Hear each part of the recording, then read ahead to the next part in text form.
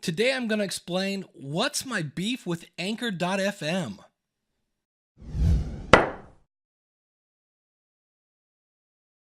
Hey, it's Dave Jackson from the School of Podcasting.com, where I help you massage your message. I help you tackle that technology, face your fears, and flatten the learning curve and get you going in the right direction. And today we're going to talk about Anchor. Big news, they just got purchased by Spotify. And a lot of people are like, hey, Dave, does this mean you like Anchor now? And I'm like, no. Now, the first thing I have to say up front, and I kind of hate that I have to say this, I work for Libsyn. Libsyn is a competitor of Anchor, but I also want to say I was a Libsyn customer for 10 years before I was an employee, and I'm going to show you things today that are facts, and I will let you know when it's my opinion. But most of this is fact. So let's start off with control. Let's get me off the screen.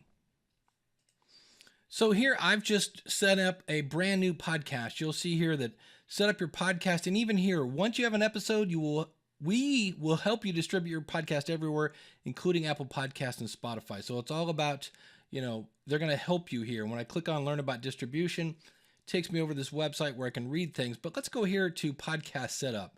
And I'm going to give it my name, and I'm going to call it My Fake Anchor Show. This is where I make a video about Anchor. Okay, category, only one. Notice this, only one particular one. I'm going to put this in business and click continue. Now, other places allow you to have 3 different categories. Search for a photo. I'm going to do this later. Choose one for me. There we go. Even better. Perfect. Continue. And this is the nice thing about Anchor. They do make it easy. And I'm just going to click continue through all this stuff. I don't really care. My Fake Anchor Show, perfect. Give photo credit, sure. So I will say this makes things very easy. We're submitting your podcast. This will make your podcast available on all major platforms. I didn't ask them to do that. And then you see this here in very small print. I'd rather do it myself. Now, if I click on great thanks here, you see here the giant button. That will do that. Again, they're going to do it for me. But let me show you here. Even if I go, nope, rather do it myself. All right, so I've quickly made an episode here. It says, hey, do you want to activate sponsorships? Sure do. So I click on that. Try your sponsorship with Anchor. Try out a sponsorship. Cool, let's do it. And let's see, who is my sponsor? That's right, Anchor. So here's my second thing. They keep saying we have sponsorships, but yet the only sponsor I've ever received is Anchor, and it's $10 per CPM, which means you're getting a penny a download.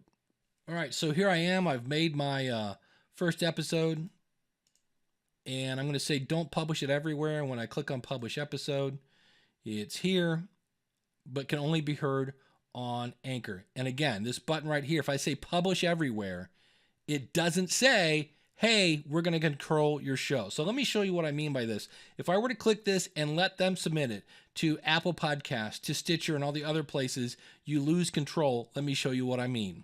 When I log into my podcastconnect.apple.com, we're looking at statistics for the Podcast Rodeo Show, and I can see that 80% of the people that listen to my show are subscribed, and I can actually go in and see how far people listen. In fact, I can see here, this was 9 minutes. Total listen time 4 hours, time per device. And you can see in some cases they're listening more than once, but I can see how far people listened. So you can see I'm getting basically somewhere between 80 and over 100% of my episodes, people are listening. That's pretty good. That means they're listening almost to the whole thing. Now, if I wanted to go down to, let's go to this one that's 80%, and I can click on that and I can see how far people listened. And so you can see here they started off, and then when I got to about here, we took a little dip there down to 80% and then down to about here. So I can see I started off here about 90%. By the time I ended, I was at 71%. In the YouTube land, they're happy if they're above 50% at the end of that. If I wanted to, I could actually drag this little cord here. So if I click here down to this and go, what was going on here? I can click play. Now you're not going to be able to hear this, but if I click on this, fundamental theorem of arithmetic to be redefined to... All right, so we're listening to a podcast, hence the Podcast Rodeo Show. And apparently my audience got bored before I did. So that's just one example of some of the stats you can get in Podcast Connect. Now we're looking at stats from Stitcher. So here are more stats in February, and I can actually go in here to metrics. Let's look at the School of Podcasting, and you're going to get very similar stats. This is one of the few places you can see. If we go by episode, I can see here total number of listens. Now I'm not getting a huge number of listens on Stitcher, but the average completion rate here somewhere, this one's 51%. I'll have to go back and look at that. But you get the idea. More stats, and these, and which day of the week are people listening on, your Stitcher ranking, month-to-month trends, all this information you don't have access to. Why? Because Anchor controls your listing in Stitcher, because Anchor controls your show in Podcast Connect. But that's okay. You get awesome stats from Anchor like this. So here we are in the Anchor stats area. You can see I've made a whopping 3 cents on this. Now, part of that, to be honest here, is because I didn't enable this when I first started off. So normally I would have, let's say I've got 50 plays, I should have 50 cents. So that's not Anchor's fault. But you can see how many downloads you had per month. Here are the most recent episodes, so I can see how they are. Now, if I want to see like how many downloads did I get on my first show, I have to come over here and click on this particular link, and I would have to look per episode to see any kind of trend. And this one I don't understand. This is the total number of plays, I guess, all together, where here I have to add 5 and 3 together.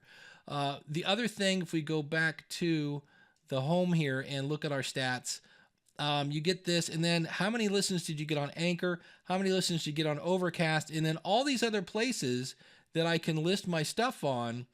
If I, let's see here, where is it? Where can my podcast be heard? Okay, they've got me listed on all these different places, but I don't get to see like how many plays did I get on Breaker? How many, plays did I get on any of these places? It's just other. Now let's compare that to, say, I don't know, Libsyn or Blueberry.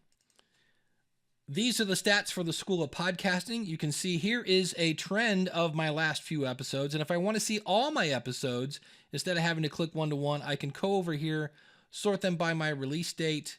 And now I got a nice, easy trend. I can look down here and see what's going on. If I go back to my show stats, I can come down here. And if I just want to see what happened last week, I can do that. I can see my daily downloads, I can see my weekly month downs, and my monthly downloads. Over here, I can see how many plays I'm getting on Pandora, on my Amazon Alexa skill, on iHeartRadio, all these other places. I can also see where is my audience coming from. I can see I have 46 friends in Russia. And then down here, I can see what apps people are using. So I can see a bunch of people on Apple and iTunes and Overcast and Stitcher and Castbox and Downcast and Podbean and Pandora and et cetera, my Alexa media player. I can see what country and what app people are using. But wait, there's more. At the bottom, there are custom tracking codes if you have the advanced stats in Libsyn. So I have one here for Facebook. If I say, hey, how many downloads did I get from my newsletter? You can make your own tracking code. So you can see just a few. If I say, how many plays am I getting on my website? You can see quite a few. And of course, this is all completely customizable. So you are really missing out. If I compare all this information to the Anchor stats, again, I guess you get what you pay for. But this is the screen that really blows me away. Now, granted, this is just Apple people. The Apple stats only show Apple statistics. And with Anchor, you do not have access to this screen. You do not have access to the screen I show you in Stitcher. You don't. They control way too much. Let me show you one other thing today that I just was like, ugh. Now, if you want to submit places, you can. Here is my Anchor feed, so I don't have to let them do that. But you saw how they're like, hey, click the giant button and we'll do this for you. And let's just say I wanted to have a Radio Public site because the Anchor site, not that great. But if I go over here and say, hey, let's get started, it says, hey, post in your Radio Public link or your RSS feed. So I'm going to paste in my RSS feed and do this. And it says, all right, we're going to validate your feed. Your feed is valid, way to go. And then it says, we're going to send you a confirmation link. But it goes to this. Now, I tried this earlier and I sent an email to this. It does not go to the email that I have in my Anchor account. So I don't know where this is going, but it's not going to me. It's just another way that they control you. And when I look at my Anchor feed, let's get our geek on, shall we? That is actually the owner right here. It's the iTunes email. So this is the one that if Apple tries to get a hold of me, that's what they're going to use. And I don't have access to that email. They just control too much stuff of your podcast. So just to review so far, there's less categories in your feed. There's no access to Apple Stats. There's no access to Stitcher Stats. And they control your email in your feed. And let's talk about that no access to Apple Podcasts. They control your feed in Podcast Connect. If you leave Anchor, and here's something nice about them, they will redirect your feed. You then have to work with Apple to say, hey, I need to have that show under my Apple ID, which means Apple in about a day will email you a bunch of gibberish to put in your feed. You put that in there, then you have to email back Apple to say, hey, I put the gibberish in. They look at it probably in about another day. So we're down about 3 days. They'll say, okay, great. And they'll finally move it. But you realize what a headache that is. And my goal is to make you headache free. Another fun thing, if you upload your own MP3 file, you know, MP3s, the most just used format ever, they convert it to an M4A. And of course, you're like, Dave, you haven't even mentioned that they're free. And I know that they now are owned by Spotify, but let's talk about Zcast. What about Podshow, who went through $36 million? Podango, Audiometric.io, wildvoice.com, mypodcast.com, and rumor had it, and again, this is opinion, that Anchor was about running out of money. They'd already burned through $15 million.